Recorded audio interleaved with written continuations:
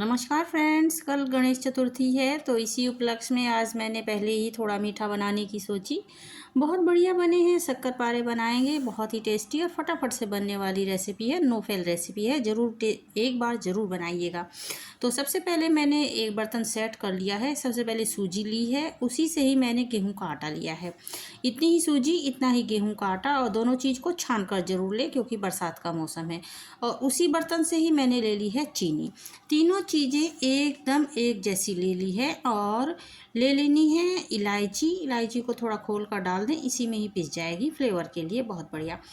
तो बस इसको मिक्सी में डालकर और चीनी को महीन पीस लीजिए, और वो भी इसी में ही ऐड करेंगे। अगर आपके पास बूरा है तो चीनी को ऐसे मत करें, सीधा बूरा ही इसमें इतना ही ऐड कर दें। और इलायची के जो दाने हैं उन्हें अलग से कूट कर तब मिला लें, ऐसा भी आप कर सकते हैं।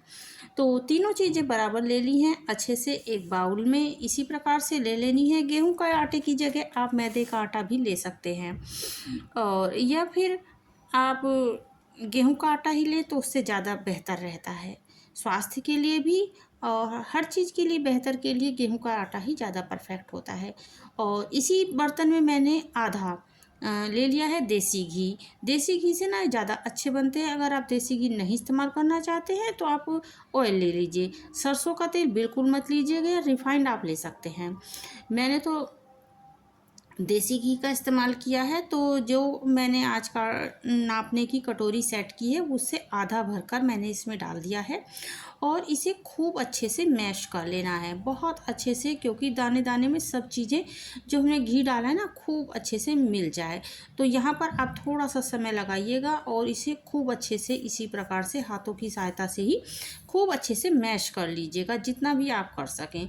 और फिर देखिएगा कि इसमें जैसे मुट्ठी बनने लगे, जो हमने डो बनाने की तैयारी चल रही है, तो इसमें आप लास्ट में देखिएगा बिल्कुल इस प्रकार से मुट्ठी बन जाए। और जब हम इसे नीचे डालें तो ये बिखरे नहीं, बस इसी प्रकार इतना ही मोयन आपको डालना है।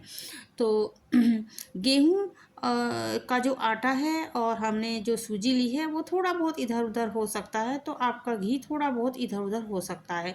तो आप इसी प्रकार से लेकिन कर लीजिएगा। अगर आपको थोड़ी सी ज़रूरत पड़े तो थोड़ा सा घी और ऐड कर लीजिएगा।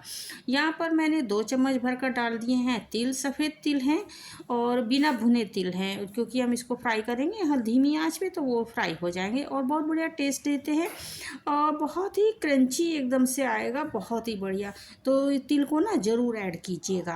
तिल और इलायची बहुत ही कम सामान से बनने वाली रेसिपी है, फटाफट बनने वाली रेसिपी है, क्विक रेसिपी है और नो फेल रेसिपी है। और जो हमने कटोरी सेट की है उसी कटोरी में ही हमें ले लेना है रूम टेम्परेचर वाला दूध। ना तो फ्रिज का लेना है और गर्म तो बिल्कुल भी नहीं लेना है, भर कर ले लें और बिल्कुल बेफिक्र होकर इसमें डाल दीजिए। अगर आप शक्करपारे थोड़े ज़्यादा बनाने चाहते हैं तो उसी हिसाब से आप मेज़रमेंट कर लीजिएगा, अपनी कटोरी एक सेट कर लीजिएगा। तो बस वही भरकर इसमें डाल दिया है दूध, और दूध डालकर हमें कम से कम इसे 20 मिनट के लिए रेस्ट दे देना है, क्योंकि सूजी हमारी फूल जाएगी और जो दूध इसमें एक्स्ट्रा है वो सब पी जाएगी। क्योंकि जो सूजी होती है ना एब्जॉर्ब बहुत ज़्यादा करती है चीज़ें।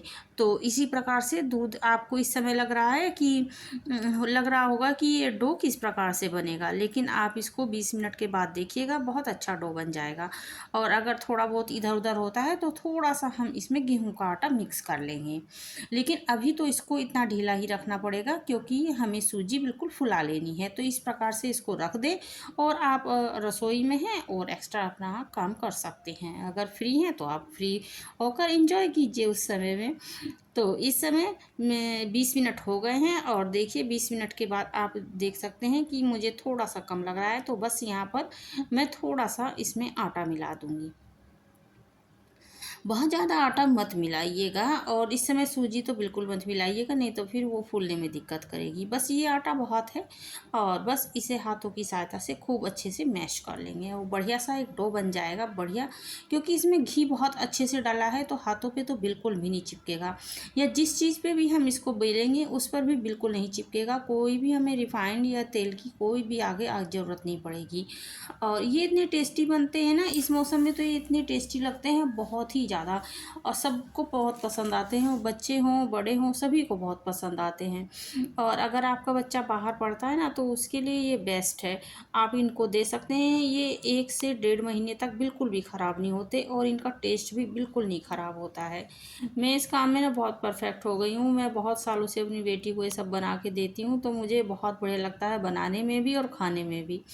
और प्रॉपर ना बहुत अच्छे से बन भी जाते हैं, क्योंकि कई बार जब हम कोई चीज़ बना लेते हैं तो अपने आप ही हाथों में सफाई आ जाती है, या फिर एक मेज़रमेंट का पता चल जाता है कि क्या कम है क्या ज़्यादा है।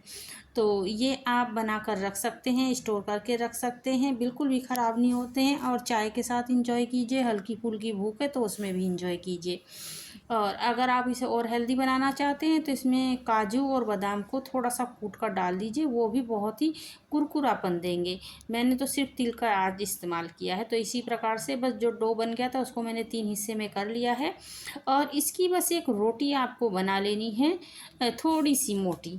जैसे कि आप मीठी जो वो होती है ना, मीठी पूरियाँ बनाते हैं, बस इतनी मोटी आपको बना लेनी है। हम एक बार जितना बन पाएगा ना इसी पे ही चकला मैंने ले लिया है, और इस पे अगर आप चाहें थोड़ा सा घी लगा सकते हैं, नहीं तो ना भी लगाएं क्योंकि ये नहीं चिपकेगा। और बस इसे खूब अच्छे से बेल लीजिए, बेल करके इसे चौकोर हम काट लेंगे, ताकि जो साइड के जो किनारे हैं वो ऐसे ही रहेंगे। इनको निकाल देते हैं और दूसरे आटे में यूज कर लेंगे। इस प्रकार से आप कर लीजिएगा। इसको ना बहुत पतला मत बनाइएगा, जैसे कि थोड़ा सा मोटा ही रखिएगा। और गैस की फ्लेम को भी जब हम इसको तलेंगे तो कम गैस पर शुरुआत में ठीक ठीक गैस रहे, गम पे ना बहुत जल्दी बिखरने से लगेंगे जैसे। और गैस की फ्लेम को मीडियम हाई ही रखकर इनको तलेंगे। तो इस प्रकार से चाकू की सहायता से काट लीजिए, इनके जो किनारे हैं वो निकाल दीजिए, और जो साइड में बचा है बस उससे ही आप, मैं तो यहाँ पर छोटे पीस काटूंगी चौकोर। अगर आप इसे बर्फ़ी के शेप में किसी भी शेप में आप इसको काट सकते हैं, ये आपके ऊपर है, आपकी इच्छा है। जिस प्रकार से भी आप इसको काटने में एंजॉय लें उसी हिसाब से आप काट लीजिए, और बस इन्हें तल लीजिए और तल कर एक डब्बे में भर कर रख दीजिए। थोड़ा ठंडा होने पर बिल्कुल रूम टेम्परेचर पे हो जाए तब इनको स्टोर करके रखिए, बिल्कुल भी ख़राब नहीं होते हैं और बहुत एकदम परफेक्ट नाश्ता है। आप इसमें मीठा आप अपने अनुसार कम या ज़्यादा कर सकते हैं, मिश्री का भी आप इस्तेमाल इसमें कर सकते हैं, कि चीनी के जगह आप मिश्री ले सकते हैं, और या फिर आप इसमें गुड़ का सिरप बनाकर वो भी ले सकते हैं अगर आप गुड़ वाले बनाना चाहें। तो मैंने यहाँ पर चीनी पीस कर डाली है, आप यहाँ पर ना गुड़ का सिरप आप इसमें डाल सकते हैं। दूध की जगह आप गुड़ का ही सिरप बना लीजिए, और दूध भी डालने की ज़रूरत नहीं है, और बस उसी में ही इसको ऐड कीजिए और उससे बनाइए, तब भी बिल्कुल परफेक्ट बनते हैं, बहुत ही अच्छे। मैं वो कई बार वो भी बना चुकी हूँ, आप लोग के साथ वो भी शेयर करूँगी। तो ठीक है फ्रेंड्स, मैं बीच में आप लोगों से अनुमति चाहती हूँ कि आप मेरी जो वीडियो हैं वो लाइक शेयर एंड सब्सक्राइब करना बिल्कुल भी ना भूलें। मैं बीच में रुककर आप लोगों से ये बात कहना ज़रूर चाहूँगी कि एक बार मेरी वीडियो को आप इंजॉय करें और मेरे चैनल पर जाकर विजिट करें। और भी वीडियो बहुत सारी हैं वहाँ पर, शायद आपको कोई एक तो पसंद आएगी ही, तो आप वहाँ पर लाइक कर सकते हैं, कोई अच्छा सा कमेंट्स भी कर सकते हैं। आप लोगों का सहयोग मेरे लिए बहुत ही ज़्यादा ज़रूरी है। तो इस प्रकार से बस मैंने सारे काट लिए थे और चलते हैं अब तलने की तरफ। तो यहाँ पर मैंने रिफ़ाइंड डाला है, आप यहाँ पर देसी घी का भी इस्तेमाल कर सकते हैं। तो यहाँ पर गैस की फ्लेम को मीडियम रखिएगा और खूब अच्छे से डाल दीजिए, अलट पलट तक सिकने दीजिए, और शुरुआत में ना कढ़ाई को ही हिला दीजिए ताकि ऊपर नीचे हो जाए, और जो हमारा रिफाइंड है ना वो खूब अच्छे से अलट पलट इनमें सब ऊपर नीचे लग जाए। इस प्रकार से कढ़ाई को हिला दीजिए, और चिपकेंगे तो ये बिल्कुल ही ना तली में ना ऊपर कहीं पर भी नहीं चिपकेंगे। बस ये अच्छे से आप इनको खूब तल लीजिएगा। आज तो ये मेरे इतने अच्छे बने थे ना कि ये फूलने भी लगे थे बहुत ही। मैंने इनको बाद में एक दो खा के देखा तो बहुत ही टेस्टी थे, बिल्कुल एकदम क्रिस्पी कुरकुरे, और जैसे मैं बनाती हूँ बिल्कुल परफेक्ट ऐसे ही बने थे। आप भी जो मैंने मेज़रमेंट बताया इसी अनुसार से आप बनाइएगा। ये बरसात के मौसम में तो आप बना के रख लीजिए और डाइनिंग टेबल पे आप रख दीजिए, पता ही नहीं चलेगा कि आप कब ख़त्म हो गए, कब बने और कब ख़त्म हो गए। क्योंकि ना बिस्कुट का ही काम करता है, जो भी इधर उधर निकलता है एक दो पीस खाते हुए ही निकलता है, इतने ज़्यादा टेस्टी लगते हैं।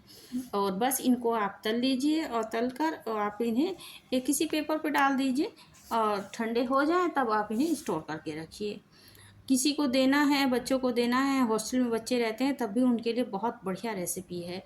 और ये 1 डेढ़ महीना तो बिल्कुल भी ख़राब नहीं होती है। बच्चों को हल्की सी भूख हो तो कटोरी में डाल के दीजिए, छोटे बच्चों को बहुत पसंद आती है। आप चाय के साथ भी इसका इस्तेमाल कर सकते हैं खाने के लिए, स्नैक्स। शाम को हल्की फुल्की भूख है तब भी आप इसका इस्तेमाल कर सकते हैं। और यहाँ पर 3-4 बार करके मैंने सारे तल लिए थे अलट पलट कर इसी प्रकार से। और बस बहुत ही जल्दी बन भी जाते हैं, ज़्यादा देर लगती ही नहीं है। सूजी डालिए तो सूजी से ना क्रिस्पी बहुत बनते हैं और देखिए देखने में भी कितने परफेक्ट लग रहे हैं। लेकिन ये ना खूब अच्छे से सेकिएगा इन्हें, बहुत अच्छे से ही। ये ना हो कि इनमें कच्चापन बिल्कुल ना रहे। गैस की फ्लेम को हाई बिल्कुल मत कीजिएगा, नहीं तो ऊपर से तो आपको लगेंगे कि ये सिक गए हैं और अंदर से कच्चे रह जाएंगे। इस प्रकार से आप इनको तल लीजिएगा और इन्जॉय कीजिएगा। और मेरी वीडियो को लाइक करना बिल्कुल भी ना भूलें। अगर आपने सब्सक्राइब कर लिया है तो उसके लिए बहुत बड़ा थैंक यू, नहीं तो सब्सक्राइब कर लीजिए। Thank you.